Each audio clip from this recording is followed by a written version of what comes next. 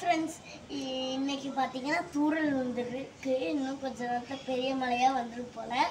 அதனால நாங்கள் ஆனியன் பக்கோடா செஞ்சு சாப்பிட போகிறோம்.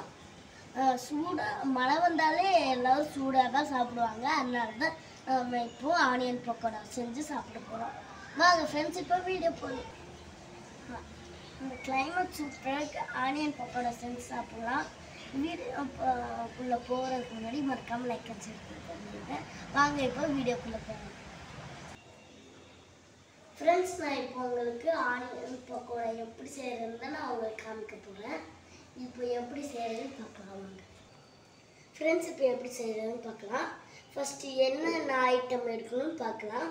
ஃபஸ்ட்டு கட் பண்ண இந்த மாதிரி கட் பண்ணிக்கலாம் வெங்காயத்தெல்லாம்.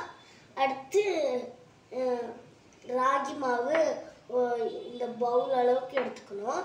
அடுத்து மல்லி வந்து புதினா வந்து இது வந்து மல்லிகை, அப்புறம் இது வந்து மிளகாத்தூள், இது வந்து பெருங்காயத்தூள், இது வந்து சமையல் சோடா, இது வந்து சோம்பு, இது வந்து உப்பு. இப்போ எப்படி செய்யறதுன்னு பார்க்கலாம். ஃபஸ்ட்டு இந்த ராகி மாவு வந்து இந்த வெங்காயத்தில் போடணும். எதுக்கு நான் ராகி மாவு சேர்க்குறேன்னா டேஸ்ட்டாக இருக்கிறதுக்காக நான் ராகி மாவு சேர்க்குறேன். ஹெல்த்தியாக இருக்கிறதுனால நான் ராகி மாவு சேர்க்குறேன். ஃப்ரெண்ட்ஸ், கிறிஸ்பினஸ்க்காக நான் மைதா மாவு சேர்த்துக்கிறேன். நான் டேஸ்ட்டுக்காக கடலை மாவு சேர்த்துக்கிறேன்.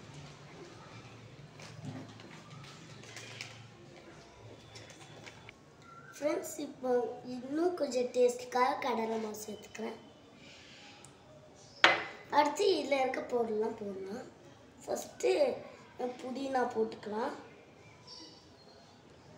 அடுத்து மிளகாய்.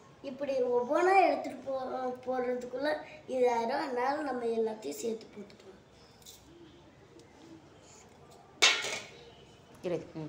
இப்போ நம்ம வாட்டர் ஊற்றி மிக்ஸ் பண்ணி நம்ம இதை மாதிரி வச்சு இது பண்ணிக்கலாம்.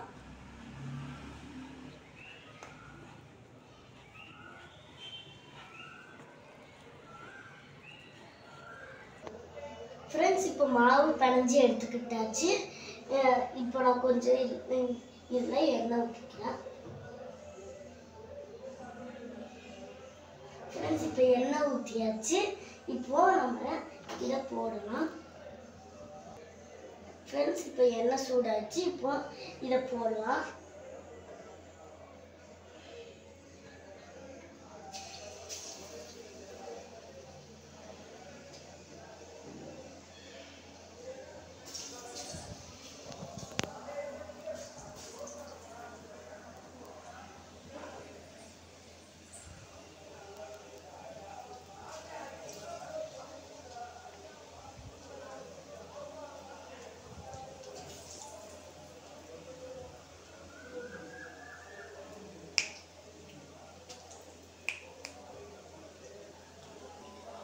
ஃப்ரெண்ட்ஸ், இப்போ நம்ம இதை இது பண்ணணும்.